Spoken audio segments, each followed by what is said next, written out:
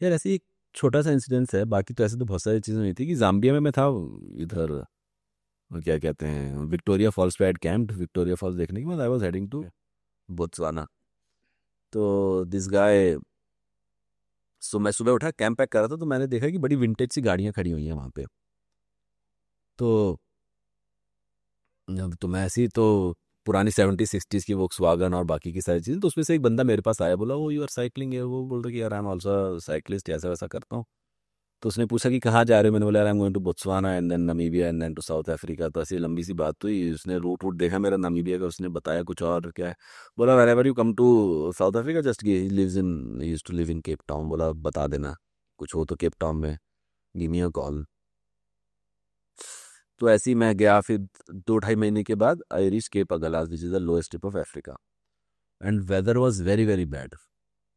70 kilometre की साली उल्टी दिशा में हवाएं चल रही थी, मतलब you could not even stand, मतलब साइकिल भी ऐसे और मैं भी ऐसे ही। और केप अगलास इधर है तो केप टाउन इधर है, और हवाएं ऐसे चल रही थी 70 किलोमीटर। वैसे तो मेरा एक्सपेडिशन खत्म हो गया था because that was the lowest tip, पर मैंने सोचा था I will cycle to Cape Town. और वहाँ पे एक हरमानुस करके जगह है, it is one of the best places to see whales, hmm. And the property prices are maximum in Hermanus. तो मेरा ऐसा प्लान था कि हरमानुस में रुकूंगा, वेल्स वूल्स देखूंगा, रहूंगा, फिर केप टाउन चला जाऊंगा। It's a very scenic route. और वहाँ पहुंचे केप अगलास, तो वहाँ तो मौसम ऐसा, और 2 हफ्ते तक ऐसे ही मौसम रहना था। मैंने बोला फंस गए साले यहाँ पे, तो वहाँ से ना कोई ट्रेन ना कोई बस केप टाउन जाने के लिए, क्योंकि छोटी सी जगह, वहाँ आते ही नहीं है कोई। तो मैंने क्या कहते हैं, इससे पूछा, मैंने कैब को पता किया, तो now they knew that I am stuck, so they were quoting astronomical prices. मैंने बोला भाई अपने पास नहीं है इतने पैसे। तो फिर मैंने इसको किया फ़ोन, मेरे को याद आया भाई टॉम, तो बोला इसको फ़ोन करता हूँ, 3 महीने पहले मिला था साला मेरे को।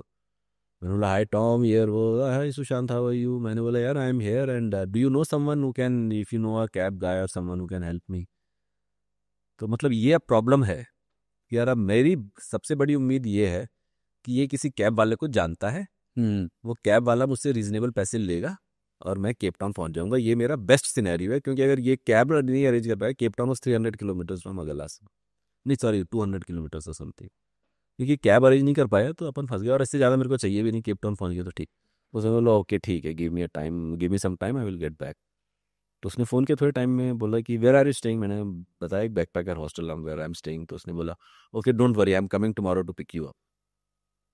15 मिनट की मुश्किल की जान पहचान है, 200 किलोमीटर आएगा, 200 किलोमीटर जाएगा साला, जिससे कोई लेना देना नहीं है।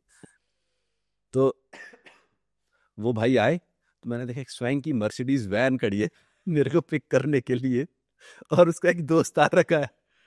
Where I was expecting a टूटी फूटी कैब जिसमें मैं बैठ के वहां तक चले जाऊँ। Worst thing that could ever happen to you. हाँ, मर्सिडीज वैन खड़ी है बड़ी वाली, उसने मेरे को साइकिल फिट करी।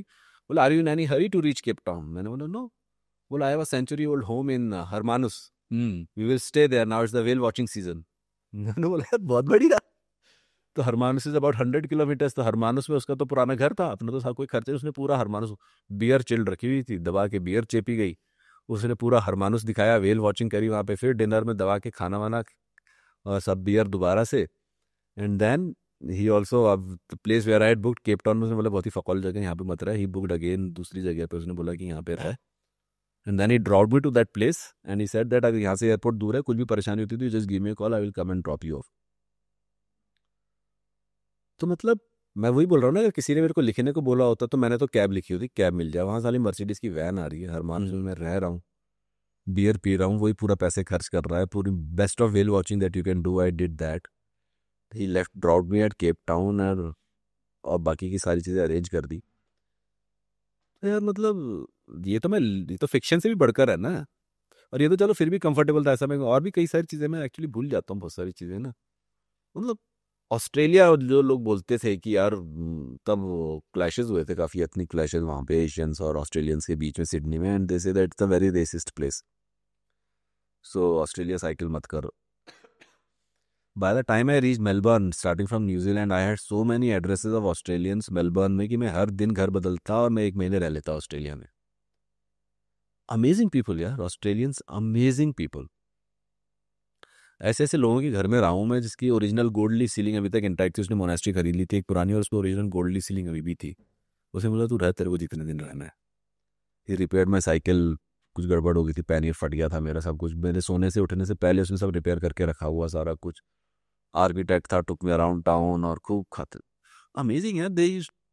मतलब एक मरे ब्रिज करके एडिलेड से पहले, एडिलेड के लिए बॉर्डर टाउन है एक, और फिर एडिलेड है, उसके बीच में एक फ्रीवे है।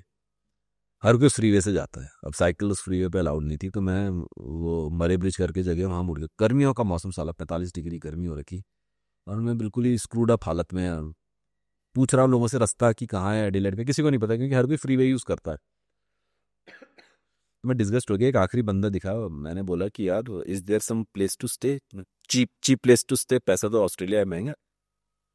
इसमें where are you cycling from, मैंने बोला I am coming from Sydney. बोला if you don't mind you can stay with मी।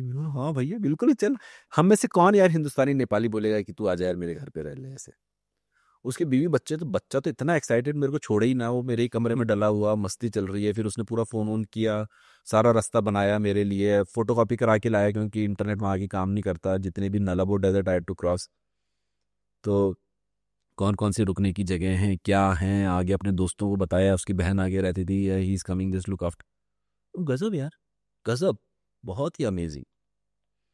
तो I don't believe in the narrative that is परपेचुएटेड through out कि दुनिया गंदी है, लोग सड़े हुए हैं, वायलेंस ही चल रहा है। यार I have lived a very different life. Hmm. Plus, it's very amazing when you start any relationship on a good faith, right? Hmm. And starting a relationship on a good faith doesn't mean being stupid. And like you have to be confident that you'll be able to handle any situation, and then you'll have that luxury of starting any relationship with good faith. And like, it takes a lot of inner working as well. या फिर सामने वाले को आप इतना मत दो ना कि आपकी जिंदगी बर्बाद कर दे। मतलब इन द सेंस कि you have to be in control of your life. Even आपके किसी 15 साल के दोस्त ने आपको धोखा दे दिया, आपको ये समझना जरूरी है कि ह्यूमन नेचर है। दे दिया ठीक है, अभी दे दिया अच्छा है, पर 20 साल के बाद देता तो और नुकसान होता है। एंड इफ शिट पीपल जल्दी तुम्हारी जिंदगी से निकल जाए, जिनको तुम्हारे बारे में जिसके बारे में तुमको better the earlier the better यार। कोई फर्क नहीं पड़ता, धोखा खाओगे वो ठीक है, it's part of the game. ऐसा नहीं कि मेरी सारी संबंध बहुत अच्छे रहे, मेरे बहुत अच्छे अच्छे लोगों ने मुझे धोखा दिया, ऐसे 2-3 इंस्टेंस हुए हैं। But it shook me earlier, but then I realise ठीक है, पता चल गया ना। मतलब आपकी अपनी ग्राउंडिंग जैसे जो आपका खुद का एंकर है जिंदगी में, वो इतना स्ट्रांग होना चाहिए कि you are not affected by this. होंगे बुरी चीजें भी होंगी, ऐसी कोई दुनिया वैसी नहीं है कि यार सभी कुछ हंकी डोरी हो रहा है, सारा कुछ हो रहा है। And in spite of that certain bad experiences, I have never lost faith in fellow human beings, never lost faith. मिलते रहते हैं सड़े हुए लोग, ठीक है मिलते रहते हैं, पर अच्छे, अगर हम हर किसी को कोई डिस्ट्रस्ट करना शुरू कर दें तो जो 4 अच्छे लोग हमें मिलने हैं वो भी नहीं मिलेंगे, and that would be the biggest loss. या 4 के लिए अगर आपको 40 बुरे लोगों को देखना पड़ रहा है, इट इज़ वर्थ इट, कोई फर्क नहीं पड़ता। बट नेवर लूज फेथ कि अरे बंदा अच्छा है। वो मेरा अप्रोच रहा है, तो ठीक है, अभी तक तो ठीक ही है। When you're cycling for, you're cycling quite a long distance, right? 150 kilometers. What goes through your mind? I mean, like when you're by yourself, and it's not just about being alone, but then like it must be grueling at some point, right? Yeah. When you have to push through. What goes inside your head? Yeah, first of all, I never listen to music while cycling, और मतलब even while driving I don't listen to music. Cycling करते समय तो बिल्कुल ही नहीं सुनता। तो लोग people find it very strange कि यार तू क्या करता रहता है। So the thing is, as what you said, that sometimes the ride itself is so challenging that you are absolutely consumed with it. Yeah. है ना, कि वेदर का चैलेंजेस हैं, आपकी फक लगी हुई है, या टरेन जैसे नमीबिया वगैरह में you have to push the cycle, you are always cursing, it is not always happy thing. And then you start कि यार मैं क्या करने में लगा हूँ यार, साली भरी जवानी में डेजर्ट में अकेले साइकिल को धक्का मारी जा रहा हूँ। But then contemplation is a part of life, it's part of my life. कुछ ना कुछ दिमाग में चलता रहता है, कुछ ना कुछ मैं सोचता रहता हूँ, कुछ पुरानी यादें, तो लकीली मेमोरी बैंक बहुत बड़ा है, याद थोड़ा सा ही है पर फिर भी। एंड देन सम, और जैसे मैं क्लासिकल म्यूजिक जो सुबह सुनता हूँ तो एक अलग ही पीस ऑफ माइंड होता है, and you are enjoying everything, you are listening to everything. अगर आपने हेडफोन लगा रखे हैं तो ना तो आप हवा सुन रहे हो, ना आप चिड़ियाओं की आवाज़ सुन रहे हो, ना पेड़ों से निकलती उस हवा की वो कर रहे हो। एंड देन ये ज़्यादा रोमांटिक से भी आइडियाज़ होंगे, बट आई मतलब चलते रहते हैं। मैं हर पेड़ को भी बहुत प्यार से छूता हूँ, मुझे बहुत अपने लगते हैं सारे। वो जो इमोशंस होते हैं, वो जो सेंस ऑफ बिलोंगिंग आपकी जो एक नेचर के साथ है, वो मतलब ये लॉस दैट कनेक्शन। हम एसी के बिना नहीं रह सकते, मेरे घर में भी एसी नहीं है। अब खैर आप ऐसे ही कमरा बना लो जो उबल ही रहा है तो आपको एसी लगाना ही पड़ेगा, पर वो बहुत ही अननेचुरल सी चीज़ है। तो मेरे को उस नेचर में जैसे ही वो चैलेंजेस हैं उसके साथ रहने में मुझे बड़ी ज़िंदगी के सुकून हासिल होते हैं। And when you start reconnecting, when you start finding value in, हमको पेड़ों में, हम क्यों इतना बेतहाशा पेड़ का, पुराने ज़माने में तो लोग नहीं काटा करते थे, तो समझते थे कि अगर पेड़ खत्म हो गए तो हम भी खत्म हो जाएंगे, क्योंकि हम we have lost that connect. हमको तो सीधे सब्जियां मिल रही हैं, बच्चों से पूछो दूध कहाँ से आता है तो बोलते हैं पैकेट से आता है, उनको ये नहीं पता कि गाय से दूध आता है।